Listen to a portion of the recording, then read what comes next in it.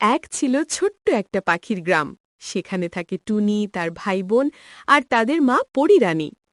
পরীরানীর ডানায় ছিল রঙিন আলো আর মাথায় ঝলমলে মুকুট।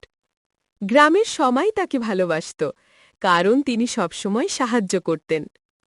একদিন সকালে টুনি আর তার বন্ধুরা খেলতে খেলতে খুব ময়লা হয়ে গেল। সবাই মিলে গ্রামের পাম্পের সামনে এলো গোসল করতে। নীল পাখিটা টুপটাপ করে পানি ছিটাতে লাগল, আর পাশের সবুজ পাখিটা গাছের ডালে বসে গান গাইছিল। ঠিক তখনই পরীরানী হাসি মুখে উড়ে এলেন। তিনি বললেন, আজকে তোমাদের জন্য আছে জাদুর ঝর্ণা। যে এই পানিতে গোসল করবে তার মন খারাপ, ক্লান্তি সব ধুয়ে যাবে। পরীরানী একটা ছোট সোনালি বাটি দিয়ে পানির ওপর ছিটিয়ে দিলেন। আর কি আশ্চর্য! পানি আলো ঝলমল করতে শুরু করল। নীল পাখি মাথা নিচু করে দাঁড়াতেই ঝরঝর করে জাদুর পানি ঝরে পড়ল, আর সে খিলখিল করে হেসে উঠল। টুনি খুব খুশি হয়ে বলল, মা, আমার ওপরও একটু জাদুর পানি দাও।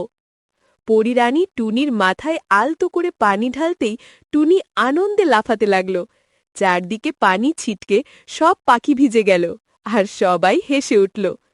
পরীরানী বললেন, স্মরণ রেখো, পরিষ্কার থাকা আর একে অন্যকে সাহায্য করাই হল সত্যিকারের জাদু।